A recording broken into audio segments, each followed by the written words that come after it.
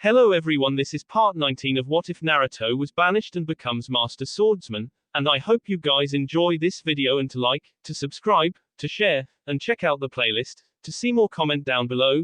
Now let's start the intro. They call me a god. They call me a god. They call me a god. Konoha, 10 a.m. Senzaru was standing outside in front of his place with his squad. Akuru was standing in between the boys in civilian clothing. She had her headband on, but her white shirt and blue shorts were her street clothes. Makinu and Ranpu on the other hand had on newer version of the outfits that Senzaru gave them for the exam. The boys looked ready. Senzaru looked at the two, he was proud of all of them. But he had other things to worry about than their matches. He had to worry about the war. But first he would be a spectator until it all started. Come on guys, I think we should head to the stadium now. Everyone is heading there already. Your weights are off, right? The nod that he got from both boys confirmed that they were. Good, they wouldn't have a chance to remove them in the heat of battle. Taking the lead, the group followed him as he headed toward the stadium. Yumi was looking out the window watching them. Konohamaru and his group of friends were ordered by Tsunade to get him to the Hokage Monument Mountains. Not now, but when the invasion started. The Hokage's reason was that if she gave special treatment to them, in regards of evacuation procedures, then she would have to give it the other civilians. That couldn't be done because Aizu would know, so she had to act like everything was normal. Konohamaru didn't care, he told Naruto he would watch over them and now that he was given his chance, he would do just that. The Sarutobi placed his hand on Yumi's shoulder. Come, let's get going. We shouldn't be late to the arena. Yumi didn't think it was a good idea to go, well not for her sake anyway. She was worried about Hayami more so than anyone else. Tsunade explained the reason to her so she had a better understanding. They would sit near an easy exit point, that was the plan. Yumi was ready, let's go. Where is Hayami? She's downstairs with Mogi, Udon, and Hanabi. They're waiting. Konohamaru and Yumi exited the room. When they got downstairs, everyone was waiting for them. Yumi took notice of Hayami first. She noticed that the girl had the katana that Sasuke had given her wrapped on a string, on her left side, between the bottom of her white long-sleeve shirt and the top of her blue sweats. Being that she was so short, the sheath was touching the ground next to her blue sandals. Yumi pointed at the sword. Are you really going to bring that, Hayami? Yes, I feel safe with it. It reminds me of the one Dad had. The girl tapped the handle of the sword. Yumi understood. If it made her feel better then she had no problem with it. Well, I guess we should be going. The group exited the place and headed towards the stadium. Stadium, 10:40 a.m. Shikamaru, who was in his standard Junin uniform, was surveying the stadium. He was looking around to spot people that looked suspicious in his eyes. He turned back to the Hokage's observation deck. Everyone was there except the Raikage, he figured as much. He expected the guy to arrive just on time. It didn't matter, he was getting bored already. He didn't expect this exam to be this big. Even the Queen of Snow Country was here. Nobles from all over, from what he could see, were in attendance. This exam was shaping up to be more troublesome by the minute. The stadium was slowly filling up and he could see the guards that were stationed throughout. He spotted Kakashi, Guy, Asuma, Kurenai, Yamato, Senzaru and Anko in the arena. He spotted other Chunin and Junin throughout the stadium. He even saw Anbu throughout the stadium. He wondered where Temari was. He figured she was stationed somewhere outside of the stadium. He was certain that if the cages could have had personal guards in the observation deck, she and Kankuro would most certainly be there. He knew Kankuro was probably close by. He always stuck close to Gaara. He couldn't worry about that, he had to play his part and ref this thing. He turned back to the genin lined up behind him. He didn't say a word, he would wait until it was 5 minutes till the start of the exams to do so. They let all of their enemies penetrate this far. He wondered how things would turn out for the Leaf. He even wondered if it was a good idea to do so. No time for regrets. 15 minutes or so passed and Senzaru, who was chatting with Kakashi and Guy on the other side of the stadium, left them and walked up to Anko and Tenzu. Hey, what's up guys? Nothing much, I hope you got your kids ready. Anko said with a playful grin. Enough about that, I see Hokage-sama has stationed 2 squads of Anbu right here in the stadium. Senzairu pointed out. Tenzu interjected, it can't be helped, we all have to stay on high alert. For now we will be patient and watch the matches. Anko agreed. They would just have to be on alert. She was watching Senzairu, and when his eyes narrowed, showing his hatred for whatever he was looking at, she traced his line of sight to see the Raikage heading towards the seat next to the Hokage. In the observation deck, Aizu greeted everyone then took his seat next to Tsunade. Good day Hokage Dono, wonderful weather here in Konoha isn't it? Yes, it is always nice this time of year. I can't wait to see who will emerge victorious in this tournament. It should be exciting this year, don't you think? Tsunade asked. Aizu wasn't stupid, he knew she suspected something, maybe she knew about the attack, but it was already too late. He was holding all of the cards. Yes, I think it's going to be interesting. Very interesting in fact, I'm betting on the first match to go to Cloud.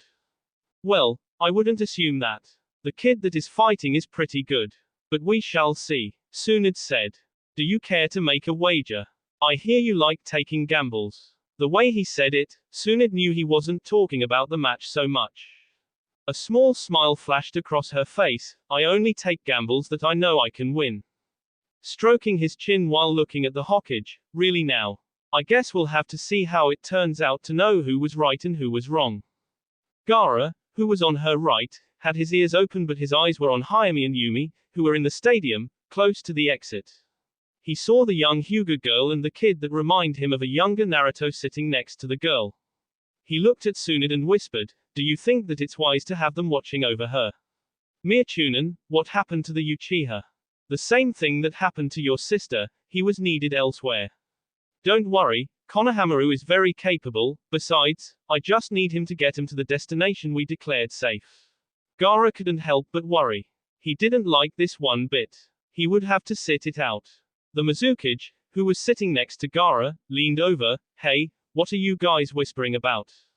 Tsunade waved him off, oh nothing really, just something Gaara needed to tell me. Gaara was mad that she interrupted him. He was going to tell the Mizukage to mind his business, but Tsunade was always the peacemaker. He looked at Tsunade, it's about time right. The Hokage nodded and stepped forward to the metal railing. In a loud voice that projected through the stadium, ladies and gentlemen, thank you all for coming to Konoha's Chunin selection exam today. We will now get started with the matches of the 16 that have qualified for today's final exam. Everyone please, sit back and enjoy the show. When Chuan walked back to her seat she heard cheers from the crowd. The exams were now about to begin. Shikamaru looked to the group once more, okay, we're about to start the matches. The rules are the same as the preliminaries. The two with the first match, Inkan Jikoku, Susheu Meikinu remain in the arena, everyone else please go up to the balcony and wait for your turn. Ranpu and Futeki walked up to Meikinu, Ranpu whispered, try not to go overboard with it, okay. Don't underestimate this guy either, you should be fine. Thanks for the pep talk, but you could save it. I'm going to beat this guy no matter what. His friend is the one I want. Meikinu said with confidence. Just make sure you win, kick this guy's ass. Futeki slapped him on his shoulder and headed to the balcony. Jikoku decided to taunt him, think encouraging words from your girl and that dumb ass friend of yours is going to save you. Not likely. Meikinu didn't like this guy. He wanted to beat him so bad, but he also wanted that Rado kid. He looked in the stands when he heard Akuru, who was sitting next to Yasumi chanting, kick his butt. He turned back to the kid, I don't count on words saving me, just my skill. Care to give it a go? Shikamaru, who had his hands in his pocket, was looking back and forth at the two kids. You two can start whenever you feel like it. Shikamaru jumped back to give the boys some space to fight. Jikoku rotated his neck causing it to crack. His goal was simple, crush this kid and show the power of the cloud. He slipped into a fighting stance. Meikinu did the same. The boys gave one another a long stare down. Meikinu was thinking of things he could do. He had an ace up his sleeve, but he wouldn't use it until it was absolutely necessary for him to do so. He would have to get a feel for this guy. Meikinu went to the holster on his leg to retrieve a handful of shurikens, which he immediately launched at the kid. Jikoku dodged them all effortlessly. Meikinu vanished from the sight of the untrained eye, which were civilians and most genin, to appear on his right. The punch that was aimed at Jikoku's jaw was effortlessly blocked. Jikoku grabbed the fist with the palm of his hand. He smirked at Meikinu, "I thought you were better than this." Following up with a punch to the face, he sent the boy skidding across the ground. He had a smug look on his face. This boy was too weak to even be considered a match in his eyes. In the stands, Anko turned to Senzaru, "Looks like your boy is outclassed." "Hardly," was all that he said. "Come again." Anko wanted to make sure she heard him right. In the contestant balcony, Ranpu was explaining to Futeki why this match was just beginning. "I said he's not in danger." "What do you mean?" Futeki asked. Senzaru looked at Anko, "I mean that he is testing the kid's speed and power. From what I can gather, he knows he won't be able to end this quick. This Jikoku kid is just as good, maybe." On the balcony, Futeki yelled at Ranpu, "Maybe. He's losing, this guy is more than good." Ranpu just pointed to the arena. Anko looked at the kid when Senzaru told her to just watch. He picked himself up and wiped the blood from his lip. Senzaru spoke, "He's about to get serious now, the warm-up is over. Watch him closely." He turned to Akuru and Yasumi, "You might want to watch him as well." Anko and the others did just that. Konohamaru was waiting for Meikinu to make this match interesting. But although he had his eyes on the match, he was scanning the arena for Kumoko. He finally found her over where Kakashi was at. Well, in the general area he was in, but nowhere near him. He kept his eyes on her and he could sense she was looking at him and his little group. He tapped Hanabi, 11 o'clock. She's waiting for the right time to attack. Be on alert. Hanabi nodded, "Don't worry, I will." The two attentions went back to the fight. Meikinu slipped into a fighting stance. "You hit kind of hard. I guess I should have taken you seriously from the beginning." "Well, I won't make the same mistake twice." Not wasting time, his speed increased greatly, to the point that Jikoku was surprised. He barely managed to block the first hit. He was unsuccessful at blocking the blow to the gut. Reacting quickly to the blow, he blocked and followed with a punch, but it was blocked. He used that opportunity to throw the boy to the other side of the stadium. Meikinu landed on his feet. Jikoku was glad he created distance between the two. Now he could perform his lightning jutsu. Jikoku formed the hand seals necessary for his jutsu. This guy is making it close combat. I hate to admit it, but he's slightly better. Let's make this a ninjutsu match. He seems to only know taijutsu, which means he probably sucks at ninjutsu. When he did his final hand seal, lightning style, current strike, a cloud formed above Jikoku's head. Electricity could be seen within the cloud. Ranpu activated his Byakugan. He could see chakra channeling at one point. Studying the technique, he understood its purpose. He yelled out to his teammate, "Watch out." Meikinu did a backflip just in time, avoiding the strike that hit where he was standing. As soon as he landed, another strike came toward him, but he dodged it once more. Jikoku, who was under the cloud, was laughing, "You can't touch me. If you get hit by this strike, you're done for. For a taijutsu user, this must be the worst matchup for you. Now that your taijutsu is useless, what will you do?" Meikinu was thinking on his move. Jikoku was right, he did favor taijutsu, but he was wrong to assume that taijutsu was the only thing he could use. "Damn, I can't get close to him, so my taijutsu is useless now. What technique can I use?" Kakashi was standing next to Guy watching the match. That technique is similar to Sasuke's lightning strike, however it is a more limited version. This kid can get around it if he focuses. Guy nodded, "Yes. The 10 days I trained him, I saw his raw talent. He acts sometimes without thinking, which is his biggest flaw. If he can keep calm, I'm sure he can win. I guess we'll see. In the meantime, keep your eyes open," Kakashi said to his rival. "Don't worry, I'm on alert, Kakashi." "Speaking of Sasuke, do you know where he's at?" Guy asked when he saw Konohamaru and Hanabi by Hayami and Yumi. Kakashi shook his head. "Hokage-sama has probably stationed him where she needs him the most. I'm sure she did this with Lee-kun as well. I know you're probably worried about him, but don't be, you trained him well." "I'm not worried about Lee, I know he can take care of himself. I just wish I knew where he, Neji, and Tenten were placed," Guy said to his friend. Kakashi, who was looking at the match, turned to Guy. "Sorry Guy, did you say something?"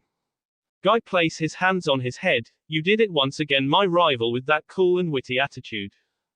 Guy, the fight. Kakashi said, pointing to Makinu, who was dodging the strikes. Guy just put his head down. He hated when Kakashi acted cool. Makinu was dodging the strikes, but he was trying to think of something. Damn. A Sutan would work, since water acts as a conductor, but it would drain most of my chakra to do the water dragon, and I would be a sitting duck. Senzaru Sensei said Earth is weak against lightning initially. However, if I had an Earth Jutsu stronger than his, which I don't, I could use it, so that's out. I don't have a fire jutsu strong enough, so that won't work. Wait, my kunai and a wire on it could work. Makinu formed a plan. It was time to put it into action. He decided to confuse him. Using his speed, Makinu ran circles around him. Jikoku couldn't strike him, not when he was moving that fast. He would wait. He was certain that he was trying to set him for the technique he displayed, but when kunai flew at his feet, he jumped back to avoid the kunai. He smiled when he saw Makinu do what he predicted he would. It's over. Makinu appeared in front of him and went for his kick. Although it was blocked, it sent Jikoku in the air with a smirk. Makinu tried to move as fast as he could, but his left arm was caught by the strike. Jikoku was about to go for the finishing strike, but he felt a jolt of electricity course through his body. The explosion sent the boys flying, causing them to hit the ground hard. Rado, who was watching the match, wondered what happened. He didn't understand, nor did Suki. How did Jikoku get hit with his own attack? I thought he made contact. Rado did some more analyzing. He smirked when he realized what the kid did, smart, but stupid at the same time. Akuru was looking on, clearly worried about Makinu. Makinu, she didn't see him move, and that made her worry more. Senzaru shook his head at the kid. Great idea, execution not so great. What the hell was he thinking? Anko offered her answer, I guessing he was trying to get the boy to shock himself. Seriously, you didn't show him any strong ninjutsu. That's not the case. I showed my squad a number of ninjutsu, but nothing to counter a jutsu of that caliber. I'm surprised he can use a technique of that nature. Senzaru explained to the purple-haired Junin. Akuru spoke, Sensei, he's not moving. Senzaru smiled when he saw the boy twitch. Give him a minute, he's just trying to catch himself. He'll be up in no time. Sure enough, the boy slowly picked himself off of the ground holding his left shoulder. Damn it, though I could avoid it, I took a gamble and now my arm is numb and it hurts like hell. Okay, I can't wait anymore, I have to finish it with this next jutsu. Jikoku slowly picked himself up, but he was pissed and a little weak. He had to finish it now. Besides, that move took a lot of chakra out of him. He was going to win this. His eyes focused on the boy as a thin outline of blue chakra surrounded him. What the hell is he doing? Jikoku wondered. Kakashi watched the boy slip into the fighting stance. He's going to use that, but how does he know it? On the other side of the stadium, Anko turned to Senzaru. That kid, how does he know that technique? Senzaru smirked. I showed it to him, of course. For the remaining of their training with me, I focused on a technique that would benefit them best. This technique best suits him.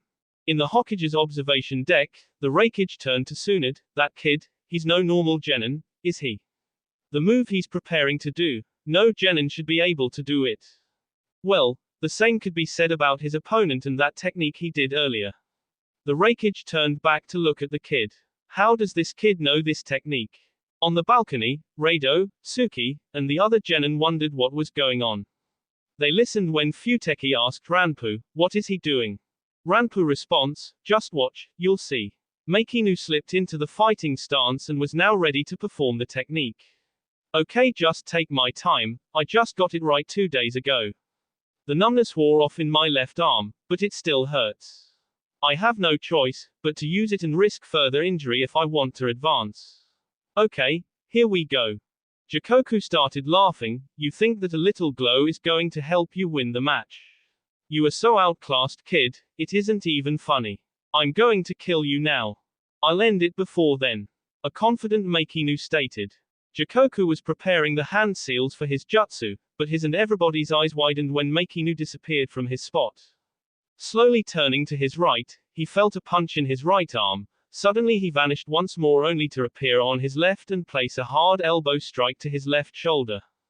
Jikoku felt extreme pain in both of his arms, but that wasn't the end of the attack. Meikinu appeared in front of him and placed a kick in the right side of his neck. He then disappeared from view, reappearing behind him to place a kick in the back of his neck. This caused the boy to fall to his knees defenseless. Before he fell, Meikinu disappeared from view only to appear 20 feet in front of him. Jikoku looked on in fear. He was defenseless. Meikinu began to circle him at high speed until it looked like a blue ring was surrounding them. When he got in the path directly in front of the boy, he charged at him head-on. All anyone saw was a blue blur smash into the stadium wall, causing an explosion to occur upon impact. The crowd was speechless. The first match was interesting to say the least. The civilians were shocked and the shinobi were surprised by the jutsu. Yasumi of Squad 8, who was sitting next to Akuru in the stands, spoke. What was that jutsu that Meikinu-kun did? Akuru ignored the girl, not because she didn't want to answer the question but because she wanted to see if her teammate was alright. When the smoke cleared, Meikinu was on one knee with one eye closed, gasping for air. Shikamaru looked at the other kid and he was down for the count. He walked up to the boy to feel his pulse but Meikinu said, "He's not dead. I reduced the force of the technique so he wouldn't die. He's just going to be out for a very long time. So did I win?" Shikamaru turned to the crowd. "Winner of match 1, Susheu Meikinu." The crowd was still silent. Futeki was the first to clap. Then the sound resonated through the stadium. Everyone started to clap as well. Meikinu was happy he was receiving praise, but he was hurt too. He was right though, because of that lightning making contact with his left arm, it was damaged. He couldn't even lift it anymore. He was sure that it was broken. He was mad at himself. He didn't want to use his ace, but he had no choice. Either that or lose. It didn't matter, he would find a way to advance. A medic squad came to the arena and carried an injured Jikoku off. One of the medics came up to him. "You might want to come and get that looked at, sir. You have time before your next match." Meikinu nodded and followed the medic. Anko saw the kid arm dangling. It seems that the jutsu comes with a price. Yasumi asked again, "What was that jutsu that he just used?" Akuru in a serious tone, "That jutsu is called Leaf Channel Strike." On the competitor's balcony, Ranpu was explaining the technique to Futeki. "Yes, the Leaf Channel Strike. That's what I said. However, there are 3 levels to the technique, each with different points to hit. There is the 5-point channel strike, 7-point channel strike, and the 9-point channel strike.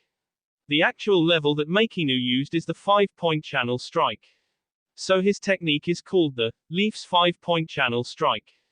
Futeki understood his explanation of the technique. She actually saw him hit 5 places, each looking like he caused major damage to whatever that he had hit. Meikinu had become so strong. In fact, she was kind of jealous, but proud as well.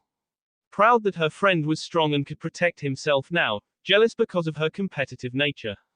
Looking at his match made one thing clear for her: she had to win.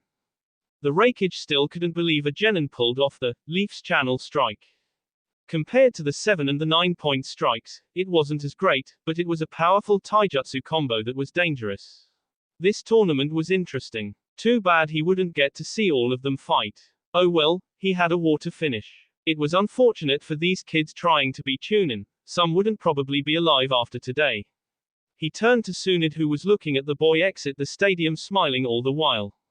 Shikamaru signaled for the next 2 contestants to come to the ring. 10 minutes later, Konoha's northern gate. Standing on a building near the gate, in a black short-sleeve shirt, sweats, and sandals, with the Uchiha symbol on the back of the shirt, just above the sword on his back, Sasuke was on lookout. He was certain that the enemy would enter through here, as well as from other secret locations. He would do what he had to do to keep them at bay. He wondered where Sakura was at. Also, he hated to admit it, but he was worried about Hayami as well. He decided to focus on something else, but the only thing that came to his mind was Naruto. "Where the hell are you, idiot?" Wiping the hair away from his eyes, Sasuke waited patiently. He would have preferred to be stationed at the stadium, but he was sure whoever was there would be more than adequate. His assignment was to keep the enemy at bay. A problem for Sasuke? Hardly. Stadium's infirmary. Makinu was sitting on the table while Sakura was healing the arm damaged by the lightning strike. You're lucky that only a small portion hit you. This arm would have been dead to you for at least a week, not to mention it would have taken about 2 months or so to heal. I healed it, but it's not 100% done. You have mobility, but it's limited. In all honesty, you shouldn't fight in the next match. You risk further injury to the arm. Makinu held his arm in front of him, moving it up and down, left and right. He was satisfied with the movement. It's okay, I have all the movement that I need. Granted, it hurts moving certain ways, but I will manage. Thank you, Sakura-san. You're welcome, but you shouldn't be thanking me. It's my job, you know. You should go to the balcony with your friends. Good luck in your next match. The boy smiled, then waved goodbye as he left Sakura alone. Just as he exited, a medic squad entered the area with another fighter. She frowned when she saw the boy was a leaf shinobi. The medic on the other side of the room was handling the situation, but Sakura needed to see what was going on. So how is he? Sakura asked the medic, healing his arm. Not too good, Sakura-san. This boy is lucky to be alive. He just fought a genin from the rock village. He lost badly.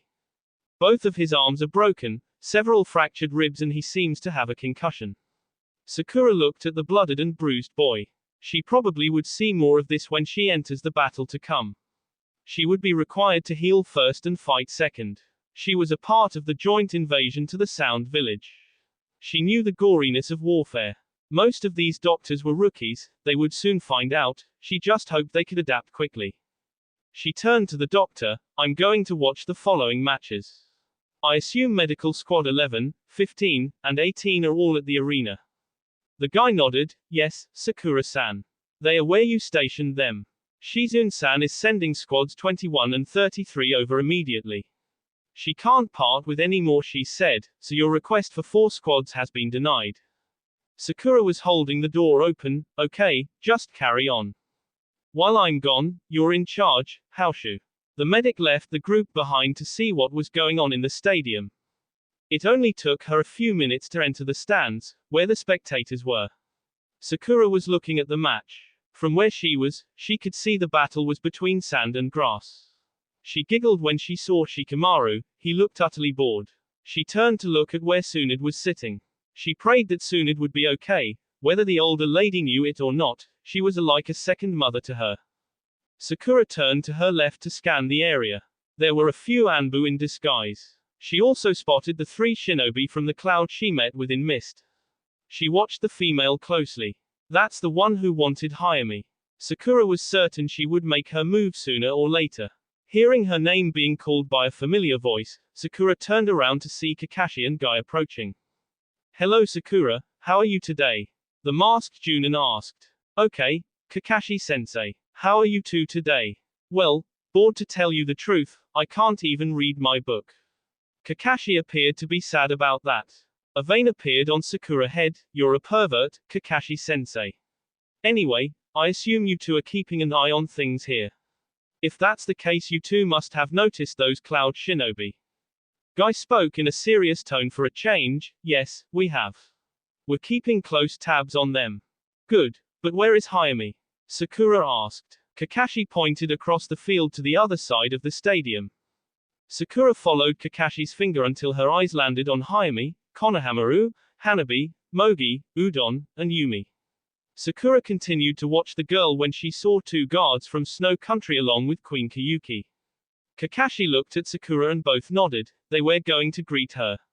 Kakashi turned to Guy. We're going to introduce ourselves to a friend we haven't seen in a long time. Hold down the fort. The two disappear in the smoke the Shunshin created. Princess Kayuki went to greet the girl. You must be Hayami. I was informed by the daimyo of Sea Country that you were the daughter of the great Raiho. It's an honor to meet you, Hayami. The reason I'm here though is because of your affiliation with one called Uzumaki Naruto. Hanabi didn't like this lady. 1, she was suspicious, and 2, Konohamaru was ogling over her. What is your business with Naruto and this girl? Kayuki responded, well, I hear that she knows him on a personal level and I was wondering if she knew where he was at. I would really like to say hi to him, as well as the other members of Team 7. Sakura spoke, well, I'm sorry Kayuki-hime, but Naruto and Sasuke aren't here at the moment. I hope you don't mind half of Team 7. Turning to see Kakashi and Sakura, Yuki smiled. Kakashi, Sakura, how are you guys? It's been a long time. Yes, it has. How have you been? Sakura asked. Konohamaru cut her off before she could answer. Sakura, you know Princess Fuin. Sakura nodded but corrected him. Yes, but her name is Kazuhana Kiyuki. Princess Fuin is a fictional character, Konohamaru. I know that, but I had no idea you guys knew her. Konohamaru said. Kakashi spoke this time. Well, we were assigned a mission to protect her about 6 years or so ago. We met then. You're being modest, Kakashi, she turned to Konohamaru. Truth be told, Naruto and the others helped turn Snow Country into what it is today. Yumi was laughing and Kiyuki turned to her. Is there something funny? I'm sorry. It's just seeing you remind me of the picture that you gave Naruto. It's funny, Yumi explained. Sakura remembered the picture and started laughing herself. Yeah, that picture is kind of funny. I can't believe he still has it. Yumi nodded. Yep, he tried to hide it but I got it. I wish I had it on me. Kiyuki looked at the girl. Well, he was recovering and it was the only time I had free, so I took the picture then. I wasn't trying to embarrass him. He just looked so helpless that it was kind of cute. So do you guys know where he is? Kakashi shook his head. Nope. I'm sure he will be back today. More importantly, why are you here? I came to see the exams. I have a say in the shinobi that we hire and well, I want to see the field of talent and to see Naruto. I heard so many negative things about him these past years, but I know they aren't true. I mean, how can they be? He wouldn't slaughter close to 300 shinobi without just cause, right? I just need to look into his eyes and see. Sakura looked at Hayami and smiled. Whatever you heard about Naruto is mostly false. Want to know why he killed all of those shinobi? Just look at the girl and you'll have your answer. Yuki bent down and looked into Hayami's innocent eyes. You have beautiful eyes, Hayami. What did Naruto do that involved you and the death of all of those shinobi? I was taken away from my home and I was treated badly by the guys who took me. But Naruto Nisan showed up and well, all I remember is him telling me that he was proud of me. The next thing I remembered is Naruto Nisan carrying me. Hayami said to the lady. Kiyuki saw all she needed to see in this girl's eyes. He couldn't be as bad as the daimyos of all the countries, excluding Sun and Sea, made him out to be. She was glad. She wished she could see him though. Kiyuki heard Kakashi's name being called. This caused her to turn to see a stocky old man, a female about her age, and a teenage boy heading toward them. She recognized that guy. He was the master bridge builder, architect Tazuna. He did work in her country a few years back. The old man placed his arms on Sakura's shoulder. Good to see you, Sakura and Kakashi. When he saw Kiyuki he bowed. It's a pleasure seeing you again, Kiyuki Haim. Likewise, Tazuna-san. I wasn't aware that you knew Kakashi and Sakura. Inari spoke. Of course we know them. Why do you think we built a bridge titled, The Great Naruto Bridge? This was the first time Hayami heard about it. You mean Nisan has a bridge named after him? Inari looked at the girl. Her calling Naruto Nisan confirmed it. You must be Naruto's sister. It's a pleasure to meet you. Tazuna heard the story from his family. He never doubted Naruto's reasons for doing what he did. Speaking of which, where is Naruto by the way? Kakashi spoke once more. Naruto isn't here. In fact, no one knows where he is at. Yumi spoke. Don't worry, Naruto will be here. Tazuna didn't know who this girl was, but he nodded as if to say okay. He leaned into Kakashi's ear and whispered, I know who the little one with the lavender hair is, but who is the pretty brown-haired girl? Kakashi answered in a whisper, Naruto's fiancé. The kid did pretty well for himself, eh? Tazuna nodded. I would say. Yumi decided to introduce herself. I'm sorry, where are my manners? I'm Yumi, Naruto's fiancé. Kiyuki was surprised by this information, so was Inari and Tsunami. Inari bent down next to Konohamaru. That's Naruto's girlfriend. Go Naruto. Hey, Yumi is like my sister, so don't even think like that. Konohamaru whispered back to the boy. He stood up. I wasn't even thinking like that, just saying. Tsunami was staring at the match. I'm in awe every time I see you ninja do a technique. Kakashi turned to look at the match. Looks like Sand Shinobi won and the next match is between another Sand Nin and the girl from Cloud. This should be interesting. Kakashi turned to Kayuki and Tazuna. Well, it was really good seeing you guys. I have to go, but I just want to say, be careful. These types of events can draw some unruly people. Kakashi walked off. Sakura bowed. I must be going too. I'm on duty as well. It's been really good seeing you all. Oh, and Konohamaru, Mogi, Hanabi, and Udon, you already know. Later, she caught up with Kakashi-sensei. Tazuna looked at Sakura then at Konohamaru. What the hell did he mean by that? Don't worry about it, Konohamaru said. Kayuki looked at Hayami. Hayami-chan, would you like to look at the rest of the tournament in VIP section? The daimyo of Sea Country would like to meet you as well as the others. Konohamaru answered, sorry but. Hayami grabbed Konohamaru's arm. Please Konohamaru, we don't have to stay long. I just want to see Kujira-sama. Konohamaru didn't want to but he decided to agree. Okay, but we can't stay long. Kayuki nodded, I understand. Just for this fight, okay. Hanabi stood up and looked at Udon and Mogi. Watch over Yumi, would you? I don't trust her. Mogi whispered to Yumi, she's jealous that's all.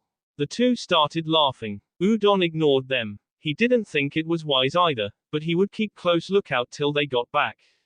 When the group reached the VIP section, Konohamaru noticed the daimyos from every country in the little section. There were also 1 or 2 shinobi standing next to them. When Hayami saw Kujira, she walked up to the man. Kujira-sama, it's a pleasure to see you. The old man smiled at the girl. The pleasure is all mine, Hayami.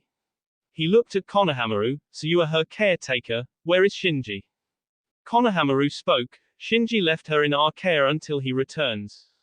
All right. It's been a while with the, you know and all. Kujira's implications to the girl caused her to put her head down. Hanabi felt eyes glaring at the girl. Not surprised that it came from a Rain and Rock shinobi. Do you have a problem with the girl? Hanabi said to the two. The female Junin from Rock spoke. Nothing, I don't intend to correct. Hanabi narrowed her eyes at the girl but everyone turned to the navy blue-haired and blue-eyed female. I thought that was all in the past. Besides, your issue is with Uzumaki Naruto, not her.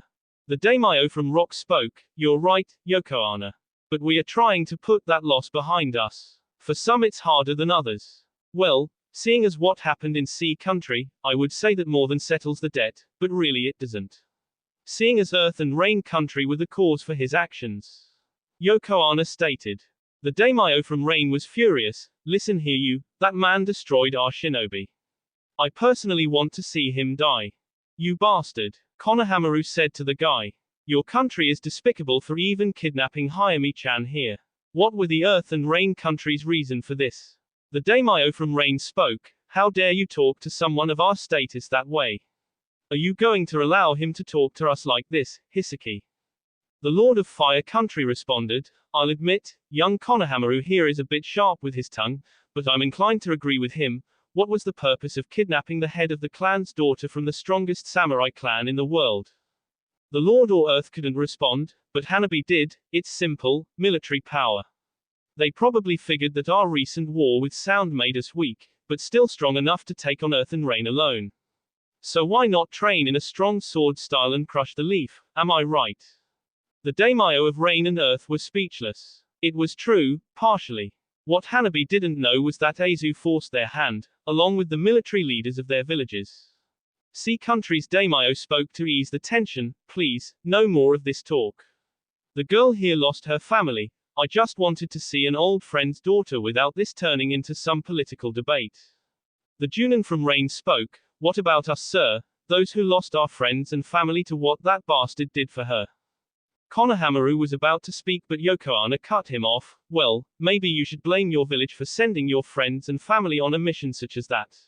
They did it to strengthen the military for each country. He did what he did to protect the little girl. If Cloud would have kidnapped her or even Leaf, the results would have been the same, I think. Your country just took the wrong girl and they paid the price. That's why when you gamble, you should always know the stakes. You bitch. The Rain Junin stepped forward but was cut off by a shinobi in a black mask, leaving only the eyes visible. Kayuki was looking at the little girl the whole time. Every negative thing said about Naruto caused the girl to get angry, but instead of showing it, she just clenched her fist and smiled. She looked at Lord of Rain and the Lord of Rock. She was glad that she turned down their alliance offers and signed an allegiance treaty to the Leaf a few years back. The Lord of Lightning jumped up excited. Yes. I knew Suki was going to win. Where is my money? Everyone, except Yuki, placed a bet on the match. She wasn't here for that. She came to enjoy the show. She hadn't even seen what happened, but the daimyo ranted on about how that Doton crushed that Sannin. Konohamaru's voice caught her attention. We should be going, our friends are waiting. Kayuki understood. Hayami bowed to everyone, then the Lord of Sea, before following Hanabi, who didn't even give them a second glance. Konohamaru did the same until Yokohana said, "Hey kid, what's your full name?" Konohamaru turned around slowly, Sarutobi Konohamaru. After answering her, he and the girls headed back to the group. She smiled. I knew I've seen that face before. He's related to Sarutobi Asuma and the late Hokage, correct Hoseki? The middle-aged man nodded. Yes, he is. I remember when he was small. Now look at him, I'm sure his grandfather is proud. Ebisu, the one who was guarding the daimyo, spoke. He's a handful, but being his trainer for the majority of his life up until he passed the Chunin exam, I would say he has always been very vocal. The daimyo from Lightning was smiling. The ref just called out the next match, and it was between Rado, the Raikage's son, and Ranpu, a member of the illustrious Hyuga clan. He turned to Hoseki. So, care to wager 1 million yo on this match? I say Rado wins. I'll take that bet. The Hyuga kid is going to win. Hoseki said.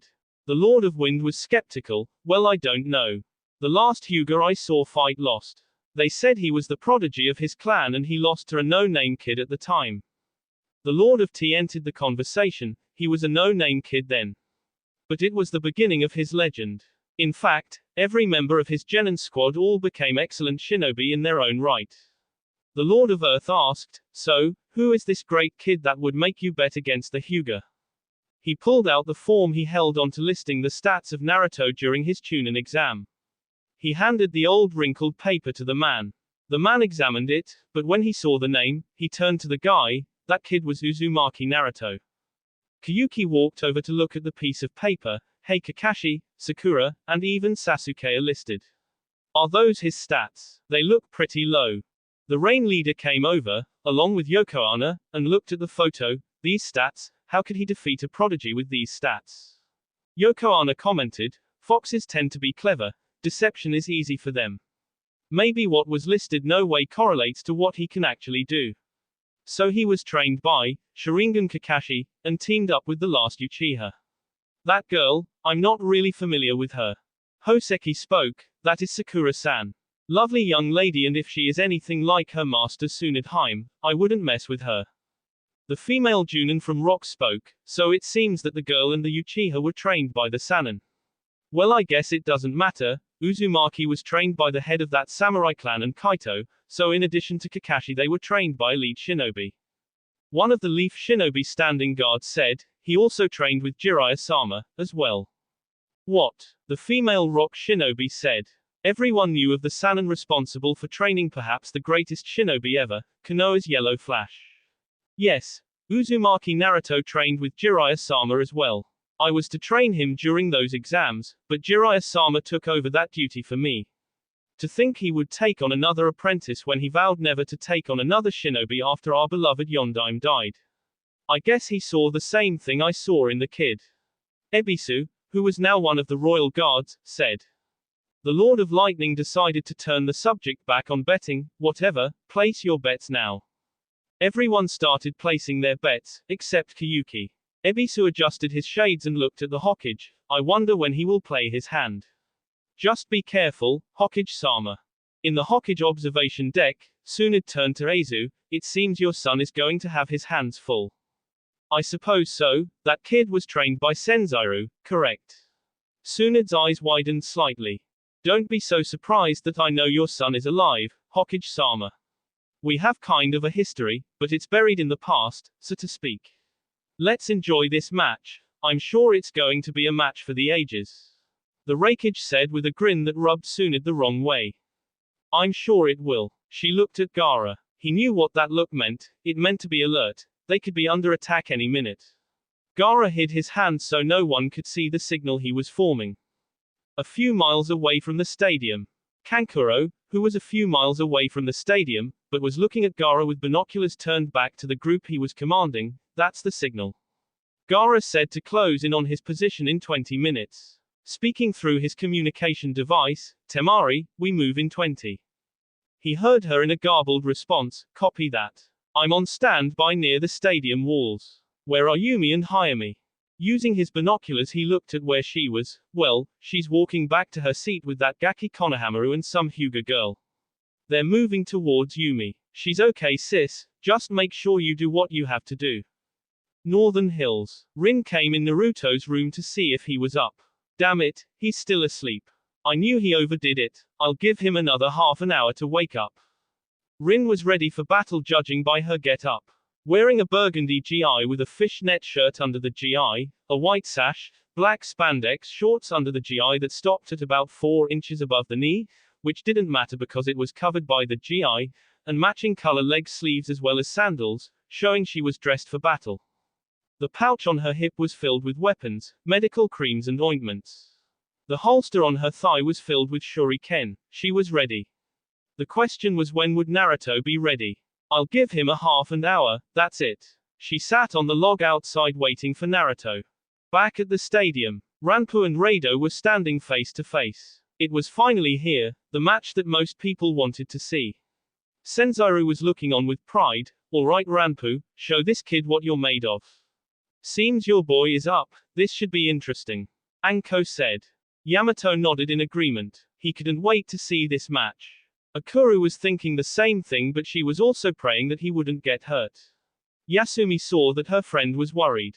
She placed a hand on her leg. Don't worry, Ranpu will be fine. She could only hope Yasumi was right. In the ring, the boys were staring into each other's eyes with a fixed but intense gaze. Shikamaru looked at the two boys. With the crowd, it kind of reminds me of Gaara and Sasuke's fight. I wonder who's going to win this one.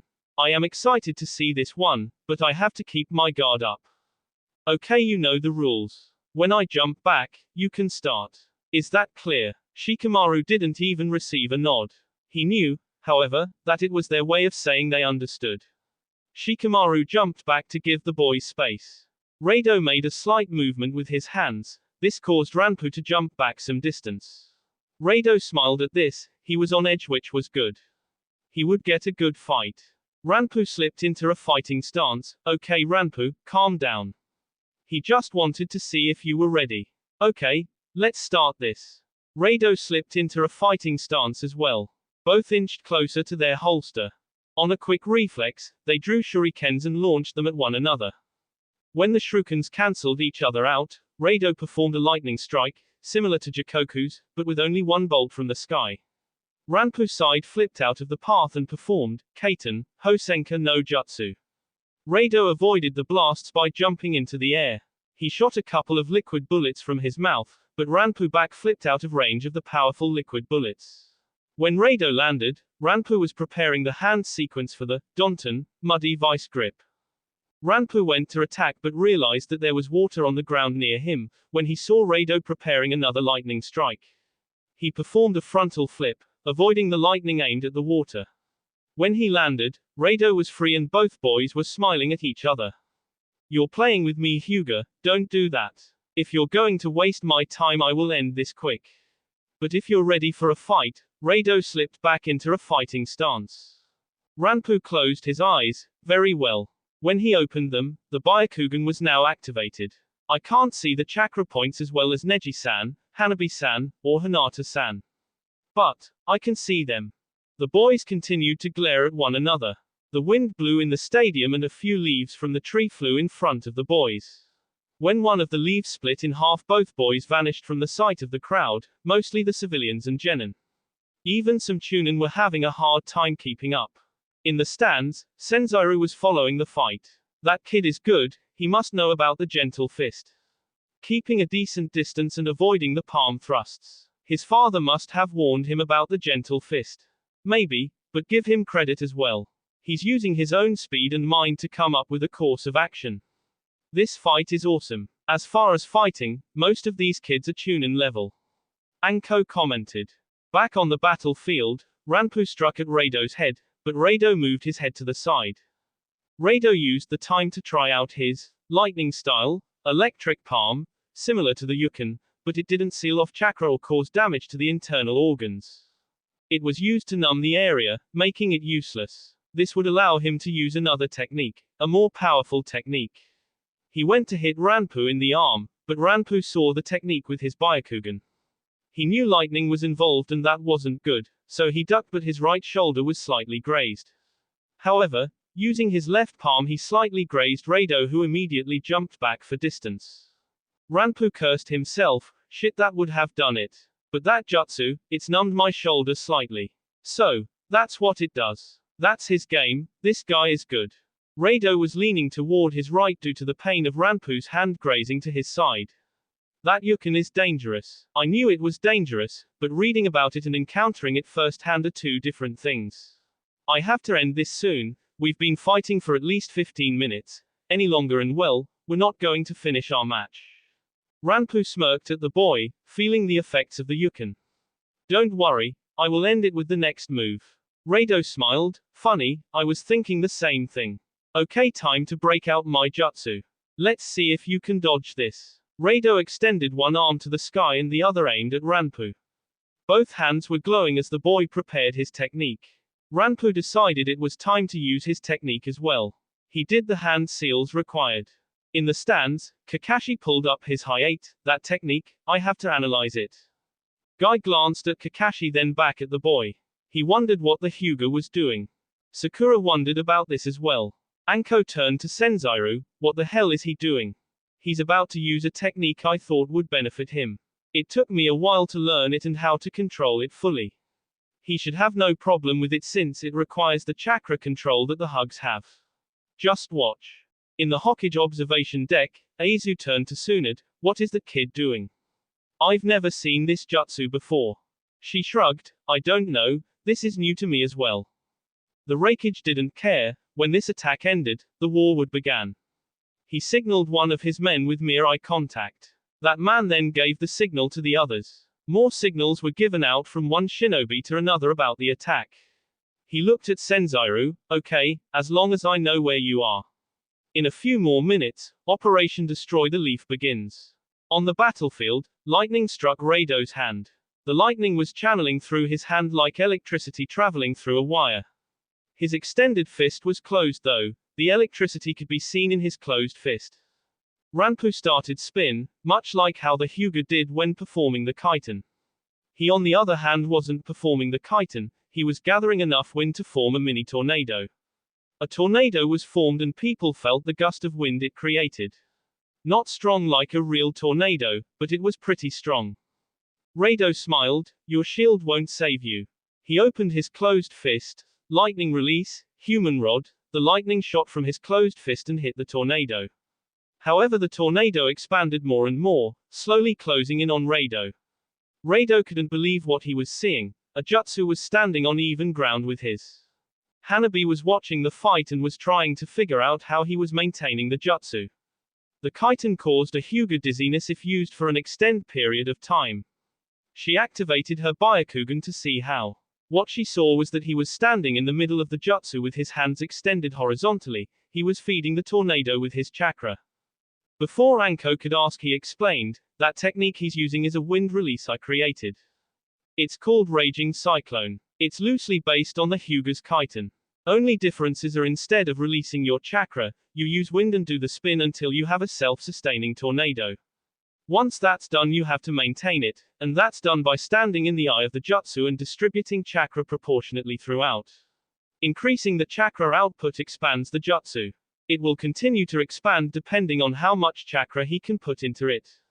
Tenzu spoke, so it's like a shield that cuts, impressive. It seems that his lightning is holding it, my mistake. Ranpu was increasing the tornado, people in the stadium felt the wind gust and were shielding their eyes. Rado on the other hand couldn't believe it, his technique was being overpowered. He kept placing more and more chakra to increase the lightning but it didn't work. When the jutsu got within 4 feet of Rado, it exploded and a gust of wind and dust blocked everyone's sight from what had happened.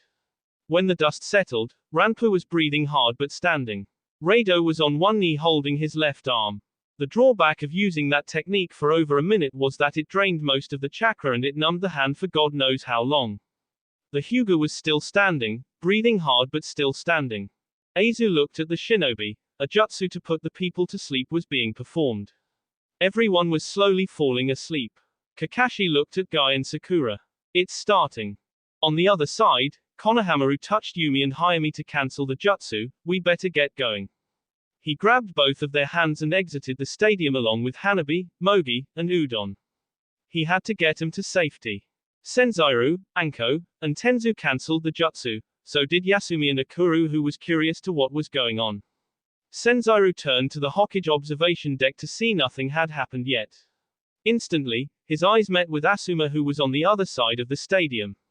Both nodded, understanding the situation. He then checked to see that Makinu was okay as well. He was glad he taught them how to counter genjutsus like this. Finally, an explosion occurred, causing everyone to turn and see the explosion. Seeing smoke in the sky, everyone turned their attention to the smoke until 3 more explosions went off that caused all of the shinobi to look around. Aizu looked at Tsunade and smiled. She was watching him to see what he was going to do. As soon as a hole was blown in the stadium walls, shinobi came storming through. He grabbed her up and jumped to the rooftop. Gaara went to go after Tsunade, but when he arrived on the roof, the Tsuchikage was standing in front of him, cutting off his path. Gaara narrowed his eyes. You bastard, he said to Aizu, who held the kunai at Tsunade's neck. Aizu spoke. Sorry, Gaara of the desert, but if you make one false move, I'll slit her throat. Senzairu was watching all of the cages on the roof standing by their allies, all except his mother, who was in Aisu's arms, with a kunai at her throat. Acting on his feelings to save his mother, he wasted no time moving toward the tower. 2 shinobi jumped at him to block his path, but he just cut through them with a kunai and landed on the roof. Aizu. Senzairu, it's good seeing you, but any move and your mother is dead. Aizu placed the kunai closer to her neck. Tsunade didn't seem worried in the least. Do you think you can claim my head so easy? The objective wasn't to claim your head. Realizing what he was thinking, she yelled, Senzairu, watch out. It was too late. 6 shinobi surrounded him, placing him in a hexagon barrier. Gaara tried to take out one of the barrier constructors, but his sand was disintegrated by the barrier they placed around themselves. Aizu laughed. Well, now that you're out of the way, you can watch me kill your mother. Tsunade's hand formed a chakra scalpel. Aizu glanced at her hand that was aimed for his arm. He had no choice but release the kunai and jump back, or lose his arm. He did the former. Tsunade jumped to where Gaara, Shibuki, and the Kasakage were at. Before them, the Tuskikage, the Omekage, the Mizukage, and Aizu. Kakashi, who was attacking shinobi after shinobi, lost sight of Kumoko. He cursed himself. He looked at Sakura, who was having no problems fending off attacking shinobi. Sakura, I need you to back Konohamaru and his squad up. I fear Kumoko went after them. Sakura nodded. Okay, Kakashi-sensei. Using her strength, she punched a hole through the wall. She was now in pursuit of Konohamaru and his group. Shikamaru watched as the 2 Cloud Shinobi landed next to Rado while Makinu, Yugen and Futeki land next to Ranpu. He was about to stop them, but a Junin from Cloud appeared in front of them. Suki looked up. Daki-san. Get Rado out of here. Once you guys recovered enough, rejoin the war. They nodded and fled the stadium. Shikamaru looked at the kids run. Ranpu was about to follow, but Shikamaru said, Ranpu, stop. I have a mission for you, Futeki, Makinu, Yasumi, Akuru and Yugen. Find Konohamaru and provide support to him and the others, helping the civilians get to safety. Ranpu spoke. What the hell is going on? Shikamaru lazily replied, war. This is the real thing, get going. Head that way, you know the protocol for this sort of thing, follow it. The group left. Daki launched 3 kunai at him, but Shikamaru stopped them with 3 of his own. Daki turned back to look at the Nara. Shikamaru felt he could take this guy. That was until he was surrounded by 7 to 9 shinobi. How troublesome. Somewhere outside of the stadium, Sasuke's sword was pointing toward the ground.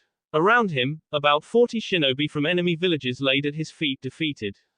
He turned toward the stadium. I guess I should head toward the stadium and lend support. He vanished in a whirl of leaves. Outside of Konoha, Naya, Hinata, Shinji, and Kaito were heading towards Konoha. They were only 5 minutes or so away. Hinata was worried about her clan. Naya wondered what was happening. Kaito stopped. This caused everyone to stop. Naya looked at Kaito. What are we stopping for? This is where I go my separate way. I have some unfinished business to take care of. You guys be careful, okay? And Naya. Yes. She waited for him to speak. Don't do anything stupid. He took to the trees and headed out. Hinata turned to Naya. I will meet up with you at the stadium in 10 minutes. I need to check on my clan. Shinji spoke. I have to find my cousin. I will start at the stadium. Naya was about to tell Shinji she was going to go with him, but when shinobi surrounded them, she said, you guys go ahead, I will deal with these guys. Hinata and Shinji left her behind. She looked at them and smiled. You guys are going to stand there all day or what? Who's going to ask me to dance? Naya would take these cloud shinobi down and then move on. At the stadium, one of the Anbu squads arrived on the roof, but was cut off by the bolt. The long purple-haired leader looked at Senzaru. Yugal wanted to save him and do her duty to protect the Hokage, but she wouldn't be able to. She would be engaging Bolt Nin. Both sides waited for the other to attack. The blue flare in the sky caught the Mizukage's attention. He smirked. Seems like you were right, Aizu. Sorry, but this is your party, I just want Kaito. Showing why he was a Kage, he moved at a speed only those on Kage level could follow. Tsunade smiled. It seems the level field is in our advantage. That was until the bald-head shinobi from Rock joined the fray. He looked at Gaara. Gaara of the desert, I wish to fight you. Gaara was already angry. He needed something to vent his frustrations out on. Without seconds' notices, a stream of sand shot at the Rock shinobi, transporting him and the sand miles away from the stadium. Gaara intended to take his fight as far away as possible. He didn't want to risk Shukaku getting free here. He turned to Tsunade. You're going to be okay. She nodded. Gaara vanished using sand to cover his tracks. Now it was 3-on-3, until the Tsuchikage and Shibuki headed away from the stadium along with the Mekage and Kasakage. Tsunade and Aizu were on the roof alone. Well, Senzaru was there, but he was stuck in a barrier seal.